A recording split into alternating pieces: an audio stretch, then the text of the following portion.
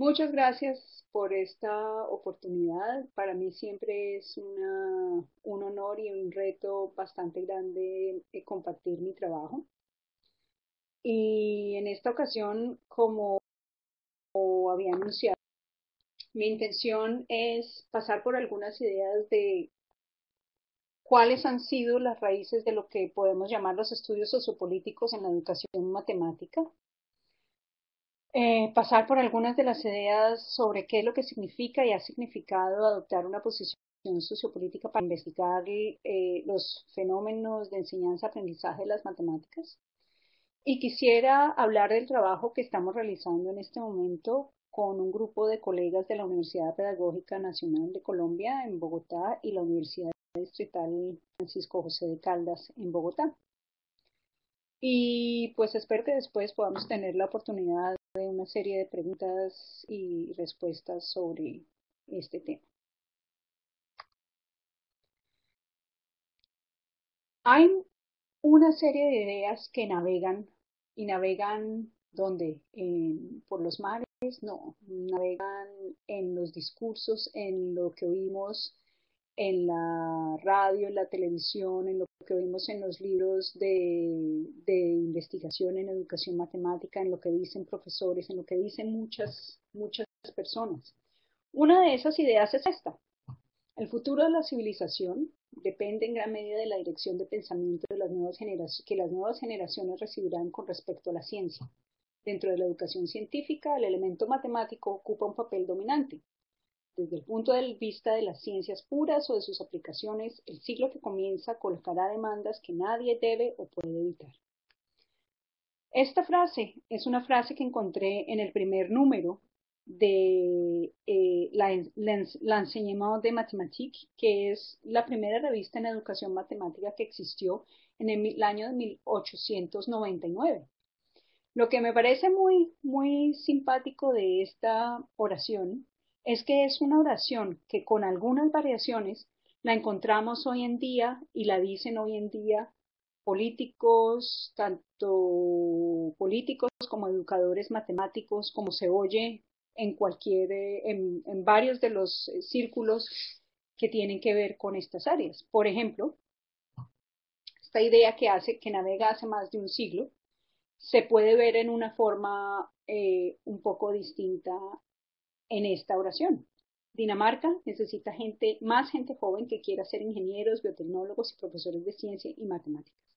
Necesitamos que muchos escojan una carrera en las áreas científicas y tecnológicas. Gran parte del bienestar social y competitividad tecnológica se basa en estas áreas. Por lo tanto, el sector público y privado dependen por completo, ahora y en el futuro, de suficiente mano de obra calificada en ciencia, matemáticas y tecnología. A mí me parece bastante interesante cómo esta idea está circulando en nuestras sociedades desde hace más de un siglo. Esta cita en particular es del ministro de Educación de Dinamarca en el 2009, pero estoy segura, porque las he visto, de que en muchos otros currículos y en muchos otros ambientes y en otros tipos en otros países hay afirmaciones similares al respecto. Ahora, ¿qué significa que con un poco más de un siglo de diferencia haya personas que produzcan enunciados similares? Significa que históricamente ha habido una continuidad en esa idea de que las matemáticas y la ciencia son bastante importantes para la sociedad. Sin embargo, las maneras como se han manifestado históricamente estas ideas han sido diferentes y ha habido ciertos cambios y discontinuidades en la historia. Hoy en día, cuando tomamos una afirmación como esta del ministro de Educación danés, pero que también podría ser una afirmación de los ministros de Educación en cualquier país latinoamericano, tomamos por dado que la educación matemática es muy importante y nadie se atrevería a cuestionar la existencia de la educación matemática en la escuela. Sin embargo, las matemáticas escolares como las conocemos hoy en día son una construcción histórica muy reciente. Es una construcción histórica tan reciente como un siglo, y un siglo es algo bastante corto en la historia de la humanidad. Las matemáticas escolares y esta idea de que son tan importantes para la sociedad están relacionadas con la creación y la consolidación de sistemas masivos de educación durante el siglo XX, con la formulación de currículos nacionales, que era una idea que en realidad, eh, o un artefacto, los currículos nacionales para la escuela no existían en realidad en muchos países antes del siglo XX. Algunos de los países europeos que en el siglo XIX habían formado alguna idea de escuela para la mayoría de la población, en esos países no existía la materia matemáticas o la materia matemáticas tenía un papel muy pobre, es decir, de un currículo determinado de una semana de estudio en una escuela, si acaso había una hora de matemáticas y en ese caso matemáticas ni siquiera era matemáticas como la conocemos hoy, era más bien eh, aritmética. Y hay varias personas que históricamente han estudiado el surgimiento de currículos nacionales y que han mostrado cómo a principios del siglo XX, entre el cambio en el siglo XIX y XX, fue un tiempo en que las matemáticas luchaban o ciertas personas trataban de incluir en escuelas la materia matemáticas. También toda la evolución de los currículos nacionales de matemáticas está muy ligado con el crecimiento y consolidación de la investigación educativa y con los avances en la psicología cognitiva. Sería imposible imaginarse un currículo como, por ejemplo, el propuesto por los lineamientos curriculares de Colombia hoy en día, si no hubiéramos tenido una serie de disciplinas de las ciencias sociales que estuvieran apoyando la creación de esos currículos. Así que lo que estoy queriendo decir es que la idea de que existen las matemáticas escolares y que son tan importantes para el desarrollo social económico, esa idea es una idea relativamente reciente y es una idea que cada vez se ha afianzado y se ha hecho más fuerte en el transcurso del siglo XX. Y eso quiere decir que la importancia de las matemáticas escolares es relacional con el momento histórico en el que estamos viviendo y con una sociedad que la valora y que le da una importancia determinada. Y esta idea la voy a retomar posteriormente y ya verán por la razón por la cual creo que es importante como una de las ideas fuertes de la investigación sociopolítica en la educación matemática. Ahora, si nosotros miramos cómo fue que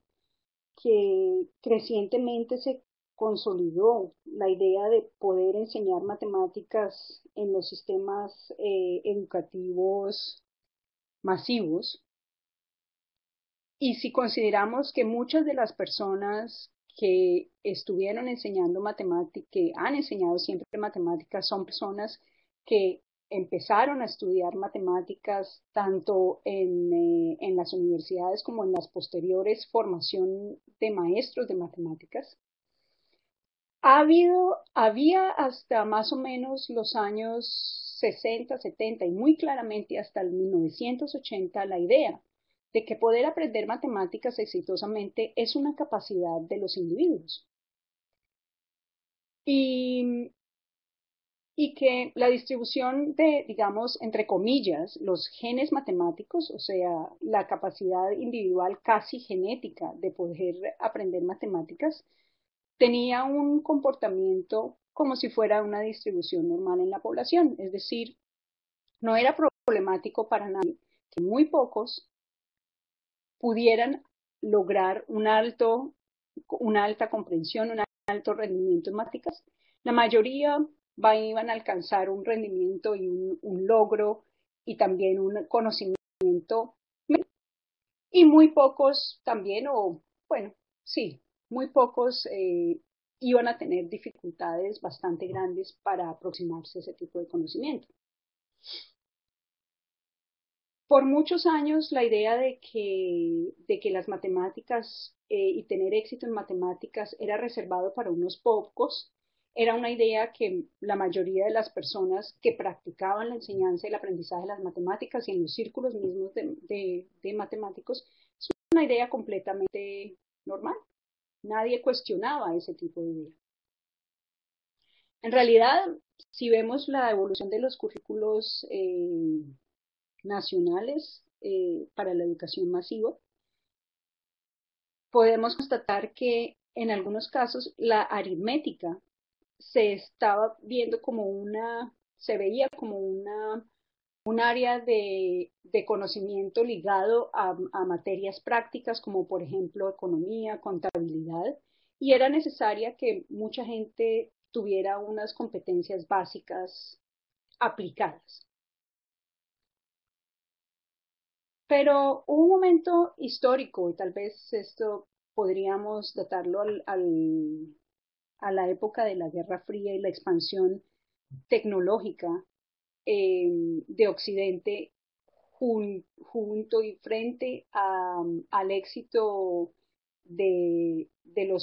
la Unión Soviética en hacer avances que aparentemente ponían en peligro la seguridad del mundo occidental. Fue en este momento en que empezó a hacerse algunos esfuerzos por tratar de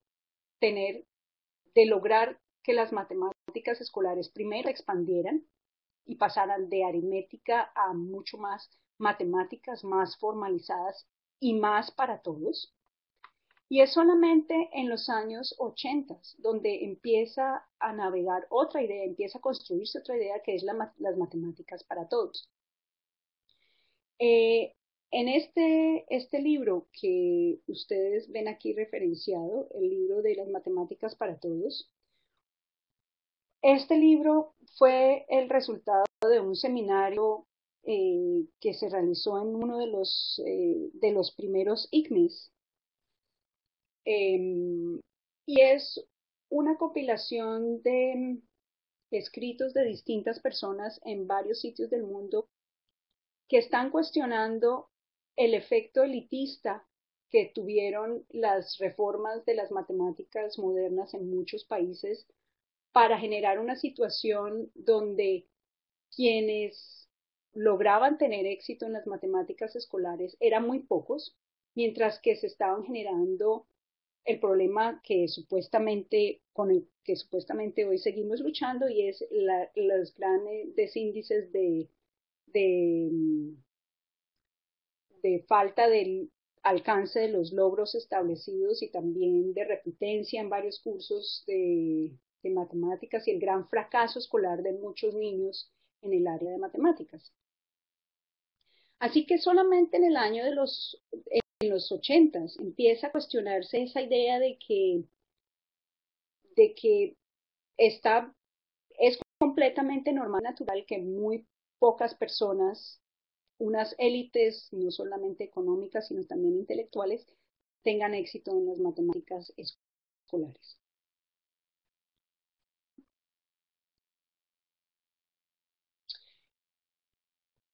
En la década de los 80 y más fuertemente en la década de los 90, la educación matemática como campo disciplinar, como campo científico, tuvo muchísimos avances. Y hay personas como Steve Lerman que argumentan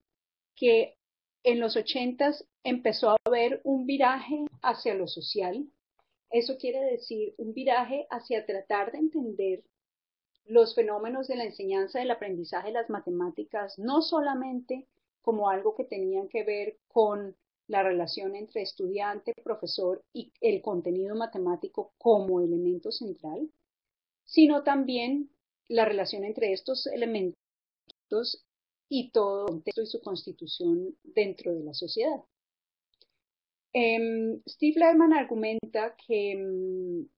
para muchas personas, muchos profesores de matemáticas y profesores en la formación de profesores, personas en la formación de profesores y aquellos investigadores del momento, el problema del fracaso escolar en matemáticas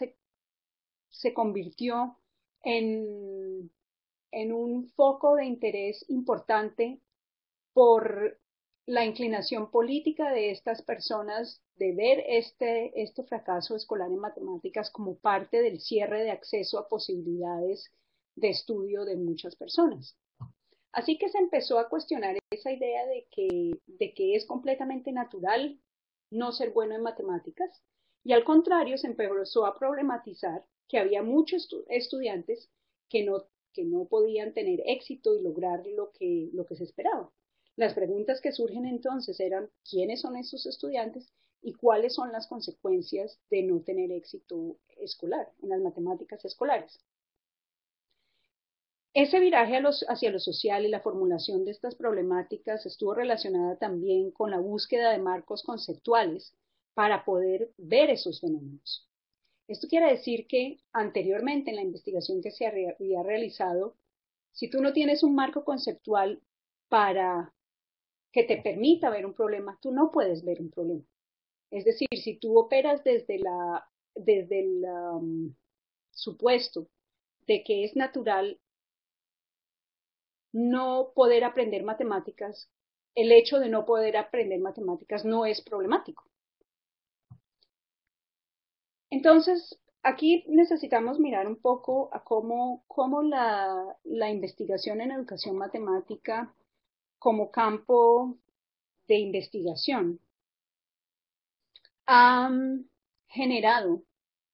sus objetos de estudio y al mismo tiempo cómo esos objetos de estudio están relacionados con visiones determinadas y con posiciones teóricas sobre cómo ver esos objetos de estudio. Los objetos de estudio y las posiciones teóricas siempre se relacionan de una manera dialéctica y se crean los unos a los otros. En un inicio, y yo no diría solamente, bueno, en un inicio, pero no quiero decir que, al decir en un inicio, no quiero decir que esto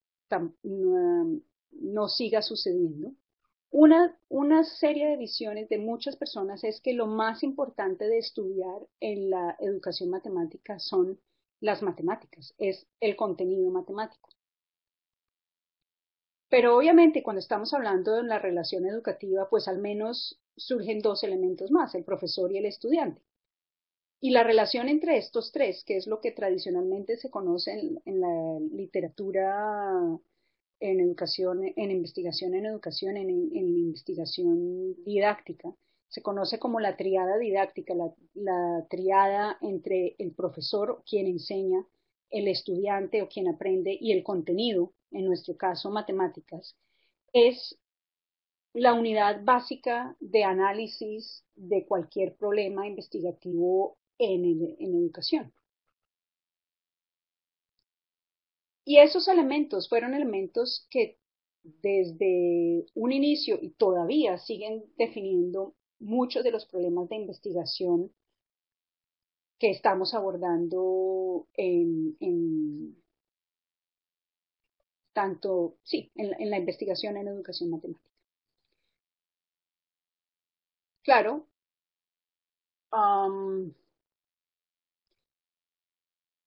esos tres elementos y las relaciones entre esos tres elementos reconocimos y hemos reconocido, la disciplina ha reconocido que dentro de ellos hay otra cantidad, en la manera como se relacionan, hay otra cantidad de elementos que entran en juego. ¿Cuáles son los procesos que se dan de interrelación entre esos tres elementos? ¿Cuáles son los recursos y cómo los recursos afectan las maneras de relacionarse esos tres elementos? Por ejemplo, Si tenemos una clase donde estamos operando con una tecnología determinada, por ejemplo, con el uso de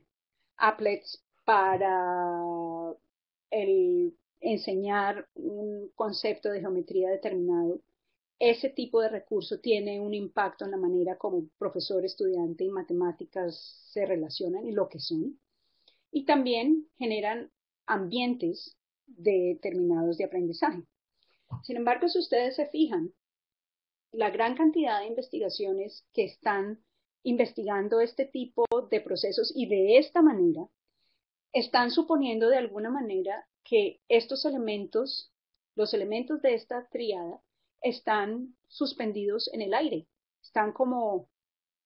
en el vacío. Una de las maneras como, como se han visto se han definido las visiones sociopolíticas de la educación matemática, están relacionadas con estos tres elementos. Y es justamente cuando ponemos un énfasis bastante grande en el poder del conocimiento matemático como un conocimiento matemático, como un tipo de conocimiento que es muy eficiente para muchos tipos de procesos. Entonces, hay personas que han argumentado que las matemáticas como tal son poderosas, que son un conocimiento que tiene casi el carácter de un agente para transformar el mundo y que por eso estudiar la dimensión política de la educación matemática tiene que ver mucho con enfocarse en cómo ese conocimiento matemático es poderoso. Una manera de poder de entrar en esa discusión puede ser a través de mirar este libro, que entre otras no sé por qué no cae en cuenta de poner la referencia en español, porque este libro está publicado en español y es accesible gratuitamente a través de Funes. Si ustedes buscan, el, perdón, el apellido de este autor, de Ole Skousmose, en Funes van a encontrar este libro.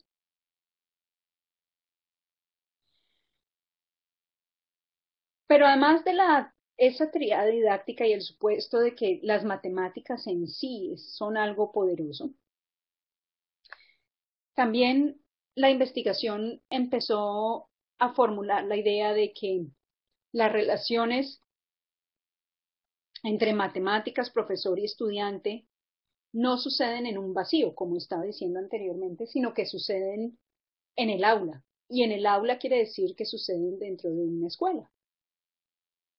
Y hay maneras entonces de empezar a conocer y a investigar esas relaciones entre esos elementos como un elemento contextualizado, donde por un lado hay algo que existe dentro de las prácticas escolares limitadas al aula, pero también una vez ponemos un límite o una delimitación de frontera con respecto al aula, pues inmediatamente surge otro concepto que es el concepto de contexto, de lo que está fuera de esa aula. Y entonces ha habido una serie de investigaciones en los últimos años que tratan de estudiar y de ver el efecto y la relación entre la organización escolar y el aula, el impacto de las políticas educativas en matemáticas sobre el trabajo de profesores,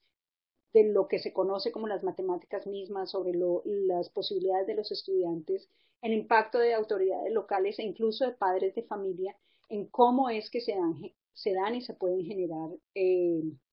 las interacciones y relaciones entre profesor, estudiante y matemáticas dentro del aula. Y cuando nos abrimos a ver la educación matemática como procesos en el aula, pero que están dentro de un contexto, empezamos a generarnos, o la educación matemática, ciertas personas en educación matemática empezaron a generar todo una manera de ver la educación matemática como una actividad que empodera. Entonces ya no son solamente las matemáticas, sino son los procesos de enseñanza y aprendizaje quienes o los cuales pueden empoderar a un individuo. Y una gran parte de las investigaciones que podrían llamarse sociopolíticas y que tratan de ver cómo las matemáticas escolares empoderan a los niños y a los profesores también, tratan de estudiar interacciones en el aula, apropiación del conocimiento matemático y también cómo ese tipo de relaciones tienen características que podrían llamarse o acercarse más a formas de relacionamiento democráticos o no. Un buen ejemplo de este tipo de trabajo, de este tipo, puede ser también el libro que mencionaba anteriormente de Ole Skousmose, donde formula también ciertos tipos de pedagogía y cómo esos tipos de pedagogía de las matemáticas tienen que ver con las posibilidades de los niños de adquirir una competencia democrática. Pero también este libro, que tal vez fue uno de los primeros que se produjo que se escribió en el mundo, donde el título de la política era, donde la palabra política aparecía en el título y era uno de los conceptos fundamentales de la argumentación de la investigación en este libro. Stig Melusen fue un investigador noruego y su perspectiva trataba de ver cómo en los procesos de aula, de enseñanza y aprendizaje de las matemáticas, la manera como los niños le daban sentido al conocimiento matemático tenía que ver con las prácticas sociolingüísticas a las cuales estaban acostumbrados como parte de sus comunidades. Y también tenía una idea muy importante que era la idea de la educación como acción y como actividad, donde justamente la dimensión política de las matemáticas era aquella posibilidad de empoderar a un niño o una persona, dada su posibilidad de actuar con el conocimiento matemático. Ahora, si nosotros pasamos de este tipo de visión, que es una visión que nos dice, en el centro, lo más importante de la educación matemática sigue siendo la relación entre profesor, estudiante y matemáticas, y podemos reconocer una serie de contextos y factores que influyen la manera como estas relaciones se dan. Un tercer tipo de visión o una visión más amplia es la visión que muchas personas bueno, muchas no, digamos que no, porque no son tantas comparadas con las que hay que comparten las otras visiones, pero un grupo de investigadores y entre esos yo tratamos de proponer y es la necesidad y la importancia de ver cómo las matemáticas, el profesor y el estudiante, esa triada didáctica en el aula, está relacionada con una cantidad más de sitios de práctica donde se generan los significados de lo que puede en un momento histórico ser la educación matemática. Y eso que acabo de decir parece como muy complicado. Vamos a ver qué quiere decir. Por ejemplo, si tomamos en este momento, en este momento y en los últimos, con seguridad, 10 años, los resultados de los estudios comparativos internacionales, como por ejemplo PISA, en generar un ranking de países que aquellos que alcanzan de mejor manera los logros esperados y determinados sobre lo que significa aprender matemáticas en para un cierto tipo de competencia funcional en la sociedad. Ese tipo de investigaciones han generado un impacto muy grande en la manera como distintas políticas educativas en muchos países están reformulando y están tratando de dirigir lo que significa y lo que debería ser la educación matemática. En el caso de los países europeos, la política educativa en los últimos años se ha regido por tratar de estar dentro de aquellos países que, que, um,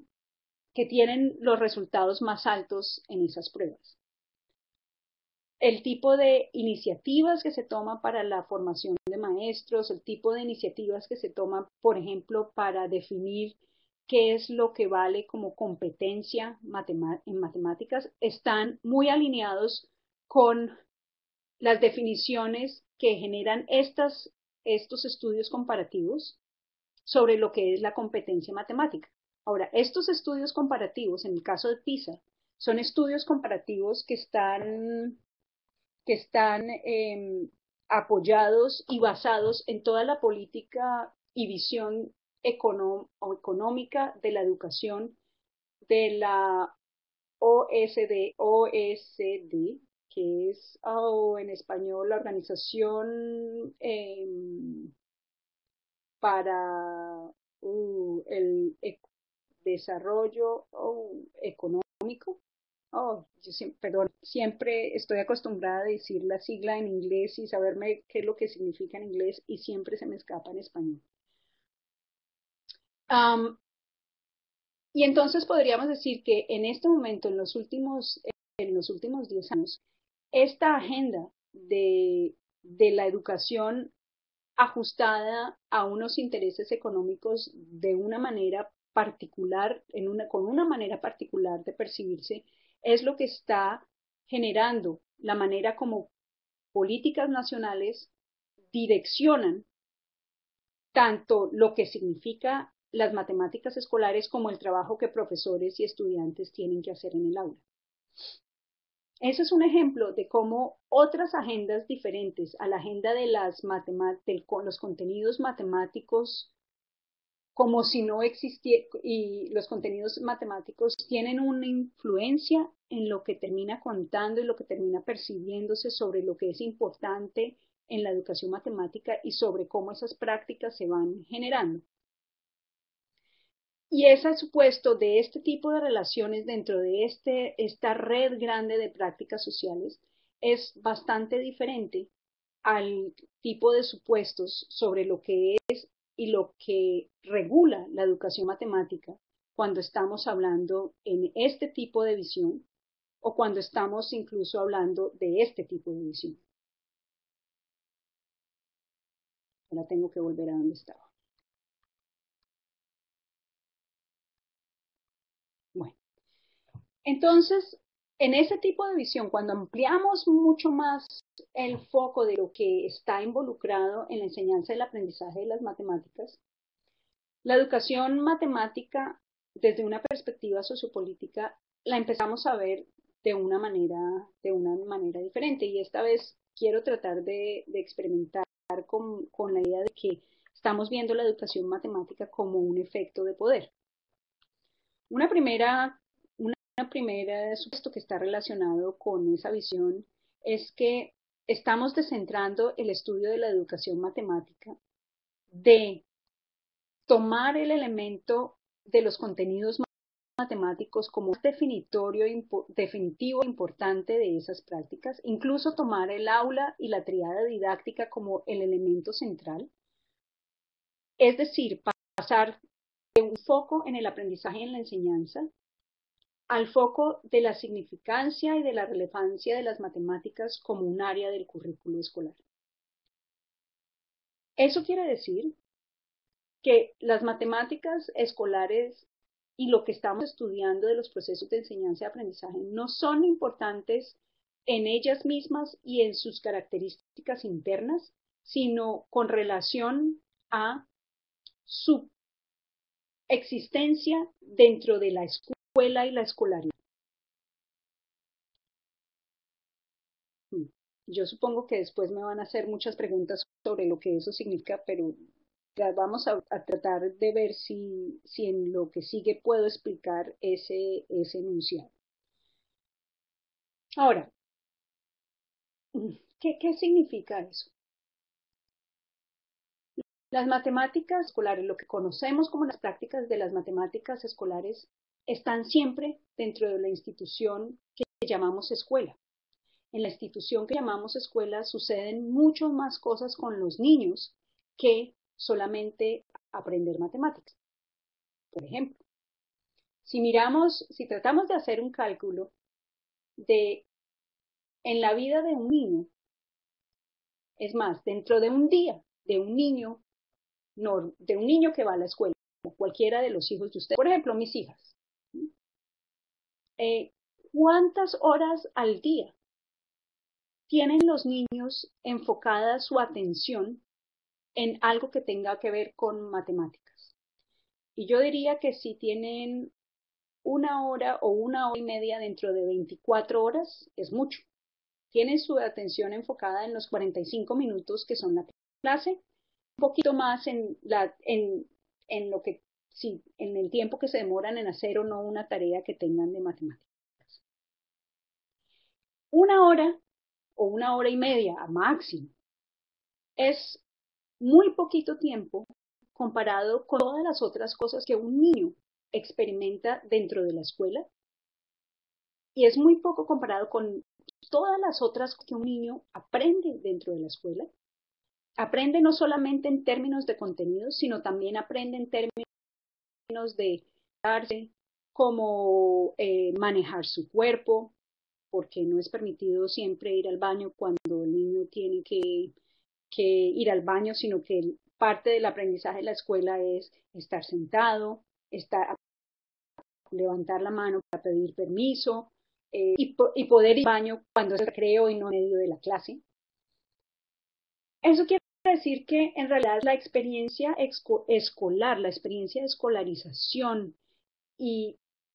todo lo que ella conlleva es una experiencia y una práctica más grande a la cual se subordina cualquier práctica de las matemáticas escolares. Ahora, claro, desde el punto de vista de nosotros, educadores matemáticos, nosotros tenemos que hacer la reducción de la experiencia de la escolaridad a aquello que nos interesa, que son las matemáticas escolares. Pero si nosotros tratamos de ver desde una perspectiva más amplia, pues tendríamos que ser honestos y reconocer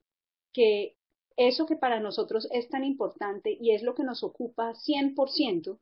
es tan solo una mínima parte de la ocupación de los niños en su experiencia escolar. Eso, digamos, es por un lado. Eso es lo que quiere decir que para mí es importante que entendamos las matemáticas escolares como una práctica subordinada a la práctica de la escolaridad y de la escuela y de la institución escolar. Porque si no tenemos esa claridad y seguimos privilegiando solamente las matemáticas escolares como si estuvieran en un vacío, creo que seguiríamos sin entender algunas de las dinámicas y procesos que se dan en la escuela, en las matemáticas escolares, que son el foco de nuestra preocupación como educadores matemáticos. El segundo elemento es este elemento, y es el elemento de que el currículo escolar, y el currículo escolar entendido como la organización de las materias escolares en distintas objetivos y con unas finalidades más amplias, que también tienen una cantidad de realizaciones didácticas específicas, es una tecnología muy efectiva para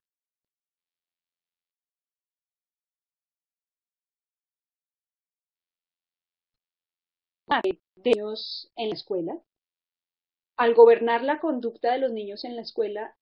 lo que están haciendo las distintas materias de la escolarización es fabricar seres humanos de una manera determinada, una subjetividad que sea que es la subjetividad deseable en un momento histórico determinado. Un ejemplo de este tipo de estudio y de este tipo de argumento está presentado en este artículo, y es un artículo que escribimos el año pasado con los colegas con quienes trabajo. Y este artículo está en la lista de referencias del PowerPoint y es también de libre acceso por el Internet. Entonces, lo que estoy diciendo es que la razón por la cual las matemáticas escolares son tan importantes y son un efecto de poder en la sociedad no es solamente porque las matemáticas hayan sido crecientemente una herramienta importante dentro de la sociedad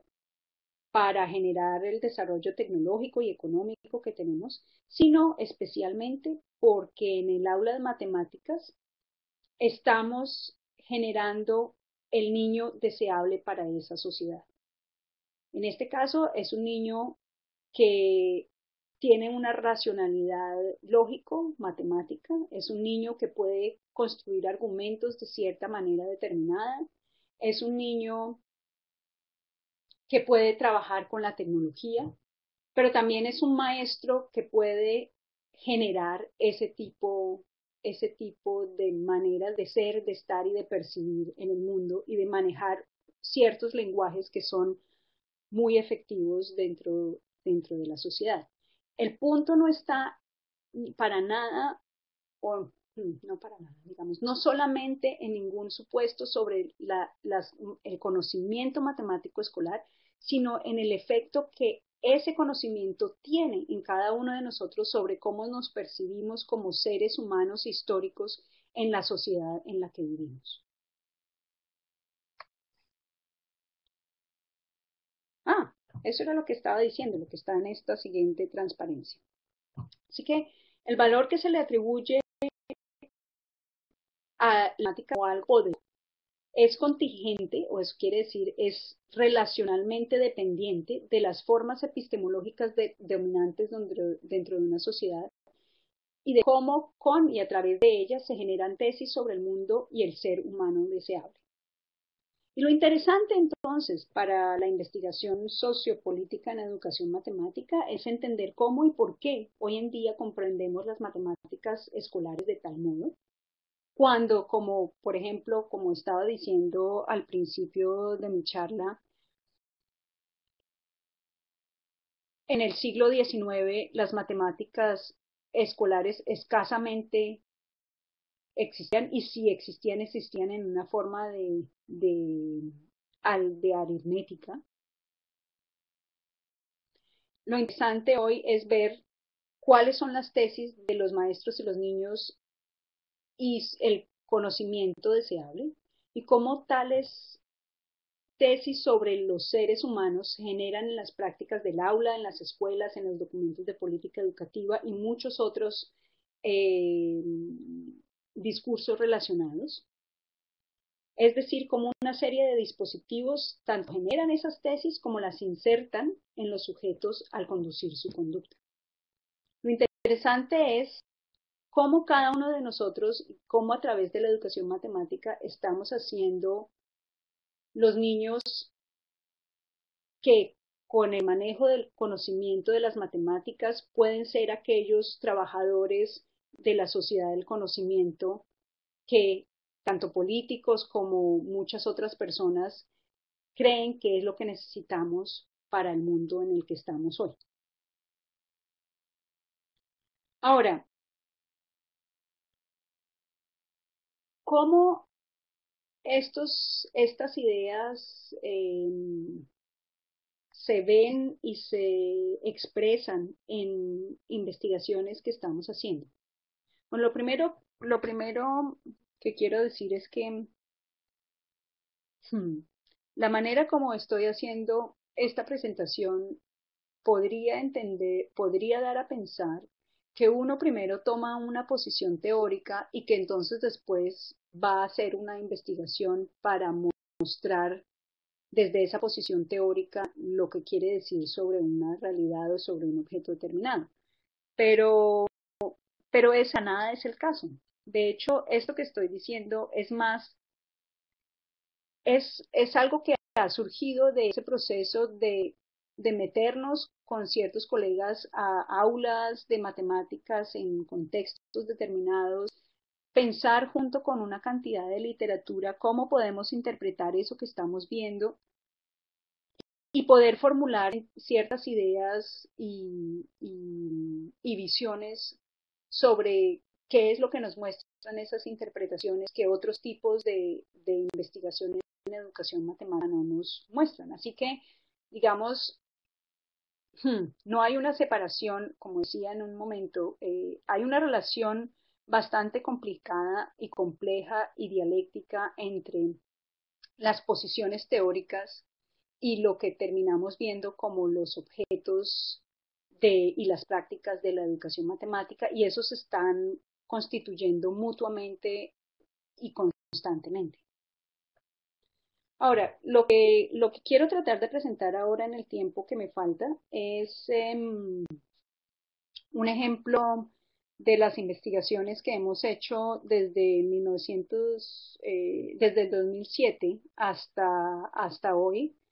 en un grupo integrado por personas de la Universidad Pedagógica Nacional, liderados por Gloria García, y ciertos colegas de la Universidad Distrital, entre ellos Francisco Camelo y Gabriel Mancera, y, y yo y algunos de mis estudiantes aquí en la Universidad de Aalborg. Los proyectos en los que hemos trabajado, el primero estuvo financiado por ese consorcio entre la IDEP y Colciencias. Y el segundo es un proyecto que estamos terminando este año que fue financiado por Colciencias. Aquí hay una foto de una sesión de trabajo de lo que llamamos como el colectivo de investigación. El colectivo de investigación es el grupo de personas de distintos tipos de personas con distintas competencias y con distintas entradas a los problemas que queremos investigar y a los cuales queremos dar una respuesta que han trabajado en el proyecto. Entonces aquí, por ejemplo, podemos ver a la profesora Gloria García de la Universidad Pedagógica, a, a Julio, ay Dios mío, estoy que se me olvidan todos los nombres, Julio, Francisco y Gabriel, que en ese momento Francisco era profesor de este colegio en el que trabajamos, del 2007 al 2009, pero también era profesor de la Universidad Pedagógica, y Gabriel y Julio Romero eran también profesores de la Universidad Pedagógica, junto con algunos de los maestros de la escuela, como Gonzalo Peñalosa y otros de los colegas, algunos de los cuales, por ejemplo, eran de educación física, de educación física y de física y ciencias, y también la coordinadora del colegio, y junto con ellos también algunos de los estudiantes y estudiantes para profesor de la Universidad Pedagógica. Y esta es una foto más reciente del equipo con el que estamos trabajando en los últimos años. Eh, y como ustedes saben, dentro de los proyectos que financia ahora Colciencias, la idea del semillero de investigación hace que varias tesis de maestría deban vincularse a los proyectos de investigación, y que algunos de los profesores, de los chicos que están formándose para profesores, también puedan ser monitores de investigación y puedan participar de alguna manera en estos proyectos. El propósito que tenemos con el proyecto en el que estamos trabajando hoy en día es, por un lado, analizar y comprender cómo los procesos de inclusión y exclusión se llevan a cabo en las prácticas de las clases de matemáticas en escuelas públicas en contextos de riesgo social. Y pongo esta idea de riesgo social entre comillas porque la voy a explicar más adelante. Entonces, tenemos un propósito, digamos, analítico, teórico, pero al mismo tiempo lo combinamos con un propósito de construir y llevar a la práctica escenarios educativos de matemáticas escolares que cambien y perturben las racionalidades dominantes que generan esa inclusión y exclusión. Así que tenemos una doble estrategia, por un lado de hacer unas realizaciones pedagógicas, pero no solamente quedarnos ahí en el análisis de las realizaciones pedagógicas como realizaciones pedagógicas, sino con respecto a lo que esas realizaciones pedagógicas nos pueden mostrar con respecto a cómo es que se generan sistemas de inclusión y exclusión en las matemáticas escolares. Es decir, cómo es que las prácticas educativas están asociadas con esos efectos de poder de generar subjetividades determinadas. Teóricamente, empezamos en este grupo a trabajar por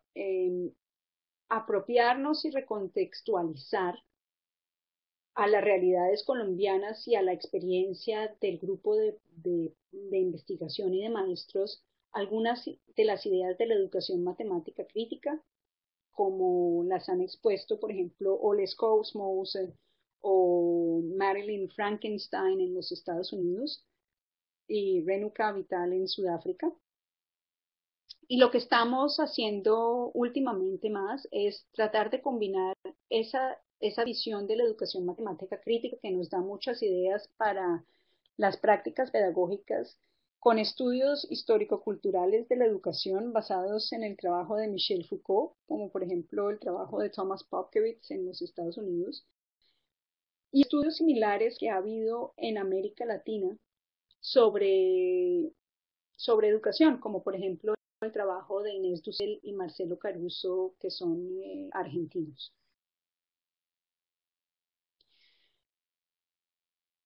Una primera idea que tiene que ver con esas ideas que navegan sobre quiénes son las personas que pueden tener éxito en las matemáticas escolares. Si vemos esta noticia, es una noticia del 2010 con respecto a los resultados de la prueba internacional PISA. Colombia se sigue rajando en calidad en educación. Dice, el 47% de los estudiantes colombianos no logran el nivel mínimo de desempeño en lectura y el 71% no lo alcanza en matemáticas. Y en la noticia dice, según lo explicó Margarita Peña, los estudiantes que no alcanzan ese nivel mínimo no tienen probabilidades de éxito futuro. Por eso consideró que los resultados de PISA son un mensaje de urgencia para todo el sector educativo del país. Visto dentro de este contexto, del contexto latinoamericano, los resultados de Colombia no son tan malos. Los 8 países de la región que participaron en el estudio obtuvieron promedios inferiores al promedio general, que fue 494 puntos. Colombia obtuvo 413 puntos, muy similar al Brasil, por debajo de Chile, México y Uruguay, pero superior al de Argentina, Panamá y Perú. En otro tipo de noticia más reciente, en las notas del ICFES se nota el estrato. Dime cuánto sacas y te diré de qué estrato eres. En los exámenes de estado para bachilleres en el área de matemáticas, estudiantes de los estratos 6 tienen rendimientos que pueden ser 50% superiores a los del estrato 1. Además, la diferencia crece desde el 2008, según Andrés Sánchez y Andrea Herrera, investigadores del Banco de la República. Este tipo de noticias que vemos son noticias que digamos, por un lado, resuenan con aquella idea de que las matemáticas y el rendimiento en matemáticas es fundamental para el éxito personal y para el futuro mismo del país, como este tipo de afirmación. que dice que un estudiante que no tenga un buen rendimiento no tiene, no hay probabilidades de éxito futuro, por un lado, pero por otro lado, la manera como se están organizando, quiénes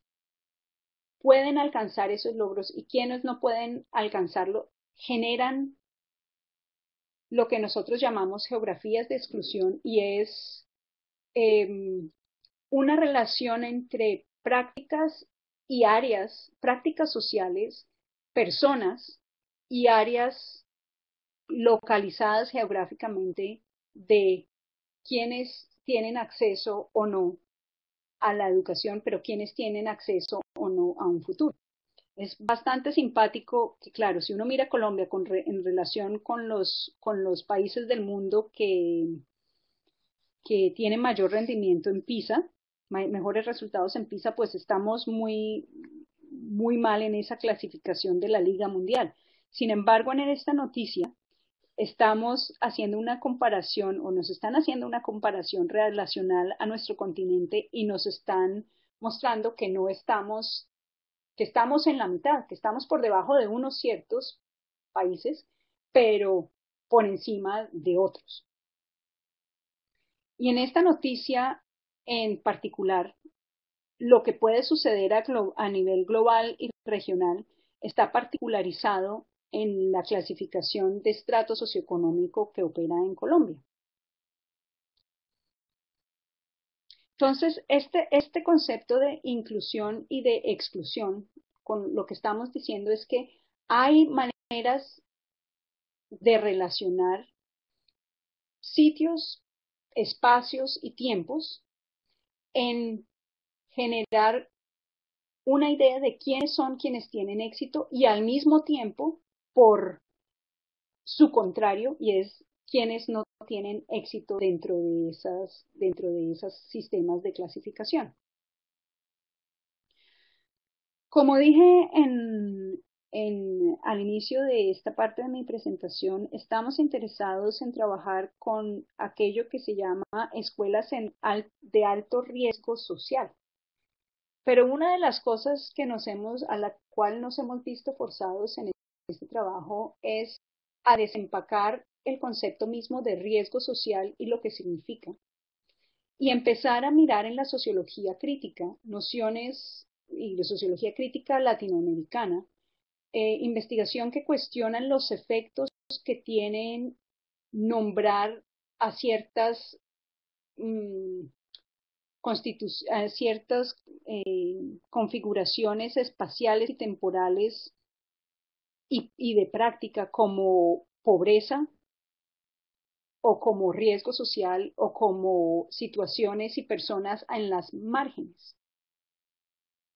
Y una de las cosas uno de los conceptos que más nos ha traído, en vez de hablar de escuelas pobres o escuelas en zonas de riesgo social o escuelas a las márgenes, es la noción de escuelas como de frontera. La noción de trabajar en escuelas como de frontera es pensar en la frontera como una metáfora de un espacio que te permite ver una posición que tú tienes con relación a otras posiciones en la sociedad. Las escuelas como de fronteras entonces son escuelas que concebimos como espacios relacionados de encuentros entre sujetos y otras posibles subjetividades. Y en esas escuelas como de fronteras estamos viendo las matemáticas escolares y las prácticas de las matemáticas escolares en cómo operan narrativas pastorales sobre el niño moderno, racional, cosmopolita, que se comporta bien, que aspira a un futuro, y cómo esas narrativas en las prácticas de las matemáticas escolares generan al mismo tiempo aquella idea de los niños que no pueden ser modernos, que no pueden ser racionales y que no tienen un futuro, como digamos nos lo muestra este tipo de afirmación. Quien no tiene éxito en las matemáticas escolares, en poder alcanzar los resultados deseados, no tiene futuro. Operamos con una noción y es la noción de escenario educativo y esa noción tiene para nosotros dos dimensiones, una dimensión analítica que es una perspectiva para relacionar conceptos y formas de investigar que constituyen los principios ontológicos y epistemológicos de las prácticas que estamos investigando, pero también una herramienta pedagógica y es una perspectiva que nos permite organizar una propuesta de enseñanza de aprendizaje particular que genera otras formas de relación entre profesores, estudiantes y las concepciones de matemáticas escolares mismas, con el propósito de poder invitar y hacer posibles otras subjetividades que aquellas a las cuales apelan y refuerzan las matemáticas, la organización de las matemáticas tradicionales en la escuela. Hasta ahora hemos trabajado, en el primer proyecto trabajamos en un colegio público en el sur de Bogotá y en este último proyecto hemos trabajado en dos escuelas, en dos colegios más, uno que es el que estamos viendo aquí muy cerca, ubicado muy cerca a la central de Corabastos en Bogotá, que es Corabastos, y otro colegio en San José del Guaviare. Y con el grupo de estudiantes de maestría que están asociados al proyecto, hemos en total tenido acceso a mirar a mirar y hacer realizaciones educativas en total 8 contextos diferentes, donde lo que significa estar en una escuela de frontera es diferente dadas las condiciones de la población que habitan que habita en las vecindades de esas escuelas.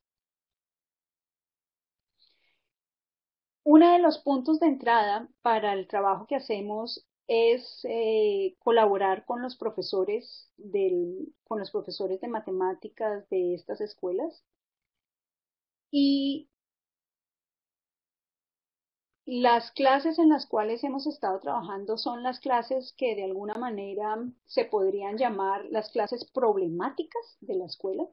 Es decir, las clases que todo el mundo sabe en el colegio que es, ¡ay, pobrecitos! Ser profesor en esa clase es como el desastre total porque esos son los terribles de la escuela.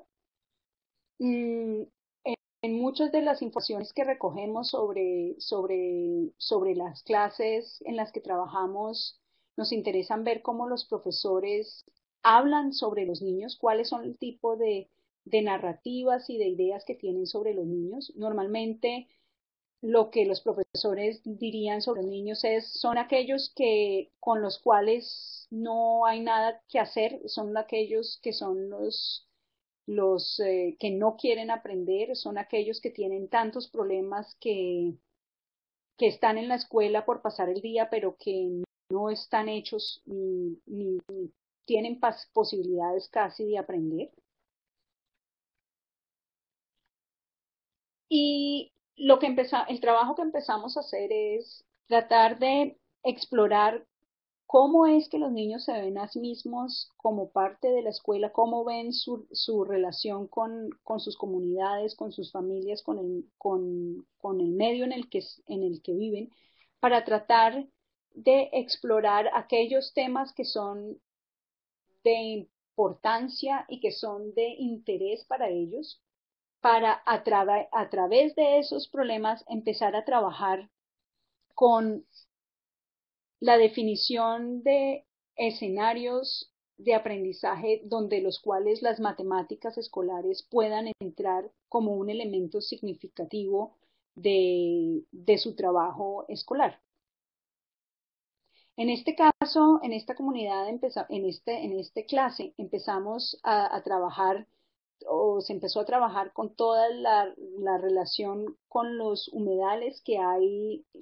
en la zona, todo el problema de la cultura ambiental que se genera en esa comunidad y desde un punto de vista matemático el tipo de pensamiento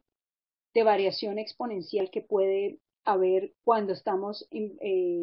trabajando con algunos de estos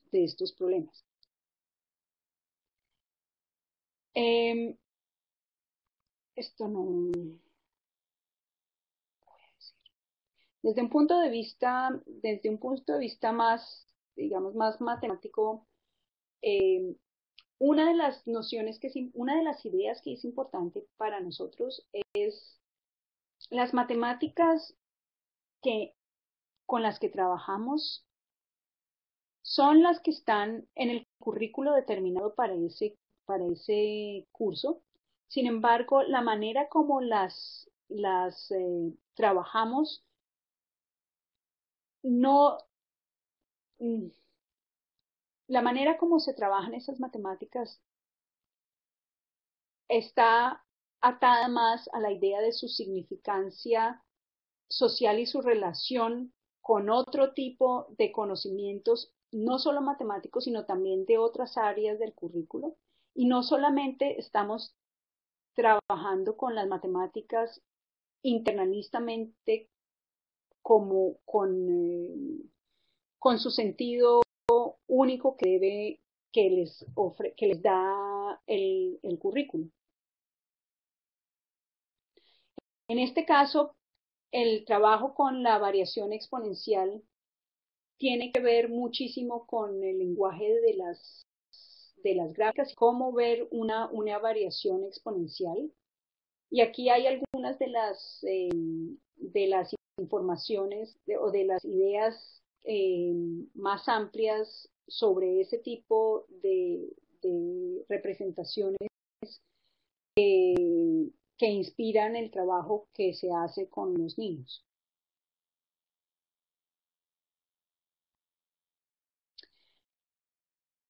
Al hacer el trabajo de la imagen gráfica, uno no puede dejar de explorar la red de conocimientos dentro de los cuales esa imagen o representación gráfica de la variación exponencial está metida y con el cual se relaciona. Y en este sentido, digamos, parte del trabajo que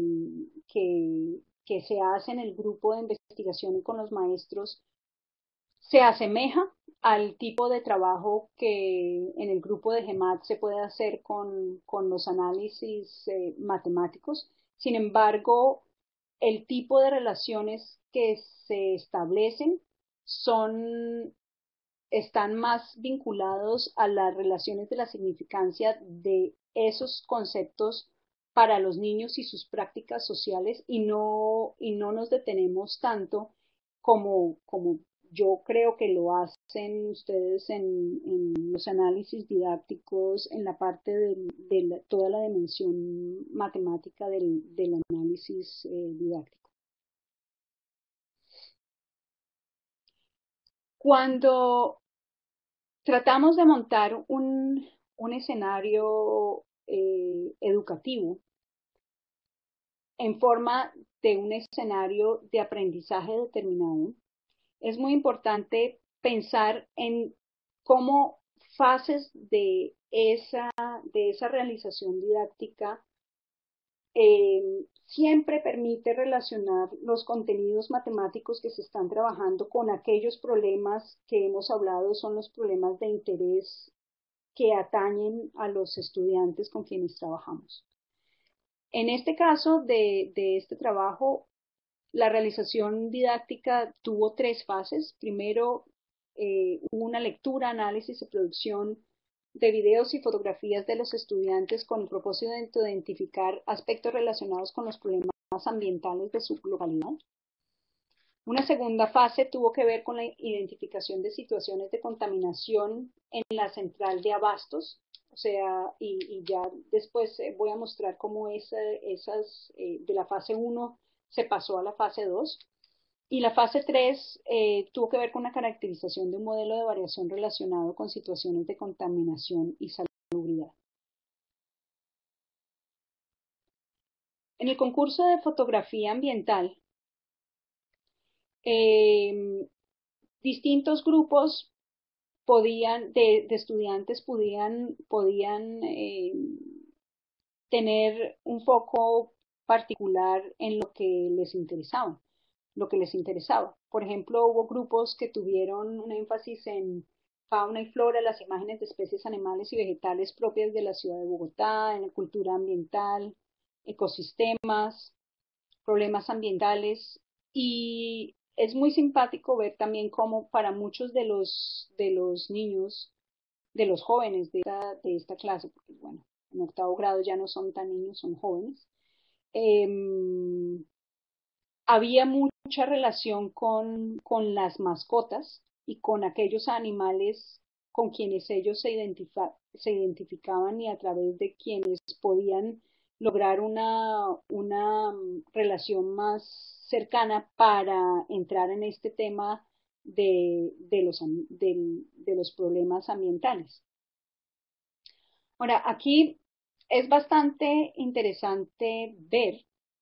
Yo me imagino que ustedes están preguntando, bueno, pero eso no es clase de matemáticas, o eso es clase de ciencias.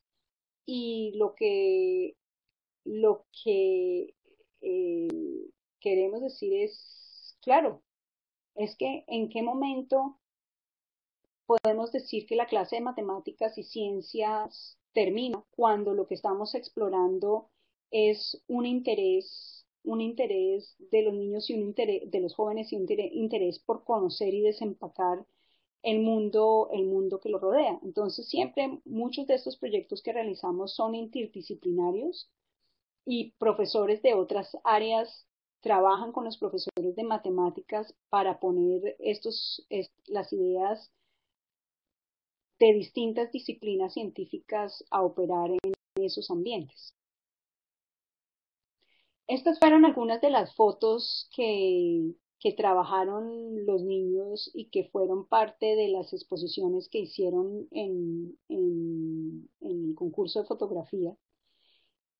Y bastantes y muchas de esas fotos nos dan pie para nosotros pensar y explorar con ellos cuáles son esos problemas que ellos ven y que ellos enfrentan. Esta foto, por ejemplo, aquí abajo, es bastante interesante. Es una foto de unas señoras que tienen un puesto de comida al lado de un basurero. De esa foto genera una cantidad de preguntas sobre justamente el tema de la salubridad. De ahí, de toda esa primera exposición de fotografías e indagación de eh, los estudiantes empezaron también a documentar su trabajo con videos caseros, videos sobre su trabajo en grupo. Eh, Unos grupos hicieron, por ejemplo, videos sobre las basuras caseras, sobre la contaminación del agua en el hogar, sobre la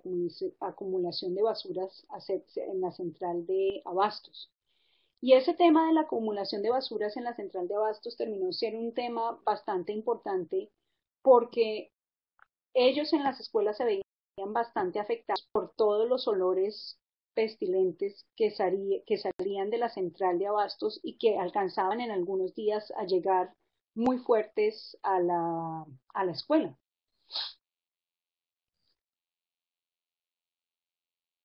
El tema más específico del crecimiento de bacterias en la producción de basuras en Corabastos terminó siendo aquel tema que permitía relacionar todo el problema de la contaminación del medio ambiente y la contaminación ambiental con, con el crecimiento exponencial. Cuando algunos de estos jóvenes, cuando algunos de estos jóvenes llegaron a hacer un cálculo sobre la central de abastos produciendo en promedio 120 toneladas de basura. En principio, pues ese número, las 120 toneladas de basura, era un número que expresaba una información, expresaba un cálculo. Pero darle sentido significan 120 toneladas de basura, que es una cantidad que ni siquiera cabe dentro del volumen que hay en el espacio del salón de clase, y empezar a pensar cómo es que una cantidad de bacterias empiezan a crecer por la descomposición de la basura en esa cantidad en ese espacio, en ese espacio, fue algo que les llamó mucho la atención y que dejó de ser un número sin sentido a ser de verdad un problema de preocupación para lo que todo eso significaba con respecto a ellos y al medio ambiente dentro del cual se mueven a diario. Ahora, este tipo aquí en lo que acabo de presentar, les acabo de mostrar un tipo de realización que está inspirada en la idea de que podemos hacer eh, proyectos de aula donde las matemáticas escolares aparecen con sentido relacionadas con otras áreas del currículo escolar y donde los estudiantes tienen entradas a hacer una actividad escolar no solo porque son competentes o no en matemáticas, sino porque cada uno puede tener y entrar a participar con sus distintas habilidades, y de hecho lograr avanzar en alguna comprensión también dentro de las matemáticas escolares. En este momento estamos en esta investigación en que ya hemos hecho eh,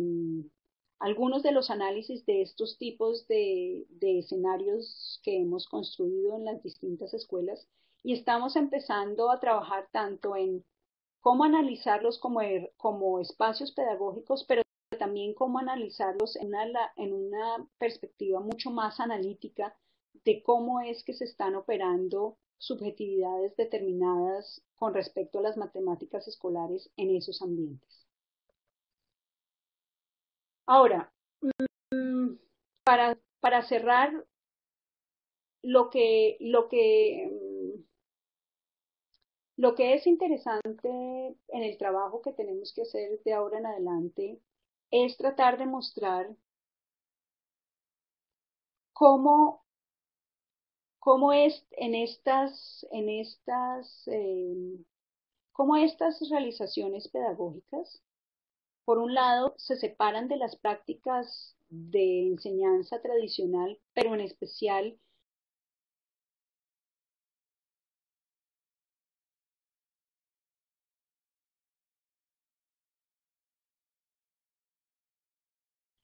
este punto, las matemáticas no son un conocimiento, sino que existe una diversidad de conocimientos matemáticos asociados a diversas prácticas sociales y culturales,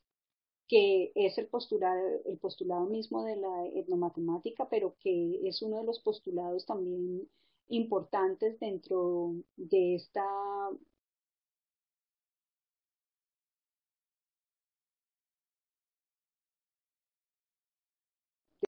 El tercer punto es que las prácticas de educación matemática no se pueden definir exclusivamente en términos de los procesos de pensamiento individual. Es decir, los problemas no están solamente en la cabeza o en las deficiencias de los individuos, de los niños o de los profesores, sino en la manera como colectivamente y a través de la historia se construyen ideas sobre lo que es válido y legítimo considerar como acción y como pensamiento de tipo matemático, y en especial matemático escolar. El cuarto punto es que las prácticas de la educación matemática se inscriben en maestros y niños ideales sobre los tipos de seres deseables en la sociedad. Y eso no siempre es un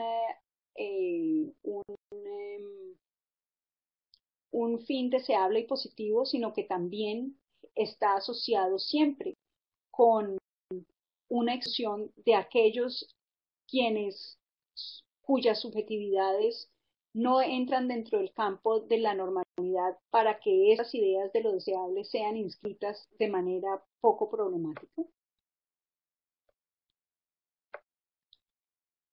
Y por último, lo que estaba diciendo es que esa visión sociopolítica nos ayuda a ser más conscientes de que siempre que tenemos sus éxito y en, en que ciertos niños aprendan matemáticas de manera determinada, estamos generando una inclusión y una exclusión con respecto a las normas deseadas de la sociedad. La educación matemática siempre está subordinada a los fines de clasificación, de exclusión y también, por lo tanto, de éxito y de inclusión de la sociedad. Así que para nada la educación matemática ni las matemáticas son un conocimiento neutral, no están separados de otros conocimientos y están enseñándonos a cada uno de nosotros a comportarnos, a comportar nuestro cuerpo y a comportar nuestra mente de formas específicas determinadas. Ahora, si todos fuéramos iguales y si todos nosotros tuviéramos el mismo deseo y posibilidades de ser en esta sociedad, tal vez esto no tendría sentido, pero estoy partiendo no de que los seres humanos son eh, diferentes en sus capacidades cognitivas, sino que en los procesos históricos de la manera como distintos recursos sociales se reparten y se han distribuido en distintas personas, las diferencias que tenemos de lenguajes, de accesos a recursos, sí importan en la manera como como distintos tipos de personas se posicionan dentro de la escuela y se posicionan dentro de la educación matemática. Tal vez el llamado más importante de una visión sociopolítica a los educadores matemáticos es el llamado a, a pensar en a quién estamos incluyendo, a quién estamos dando acceso a unas posiciones privilegiadas en la sociedad y a quienes no y por qué. Y yo creo que muchas veces, tanto profesores como investigadores, creemos tan fuertemente en que con las matemáticas de por sí vamos a salvar a los niños de todos los males de la sociedad, que no somos tan conscientes de que nosotros mismos podemos ser agentes de exclusión en muchos momentos determinados. Y con esto creo que ya puedo terminar mi charla.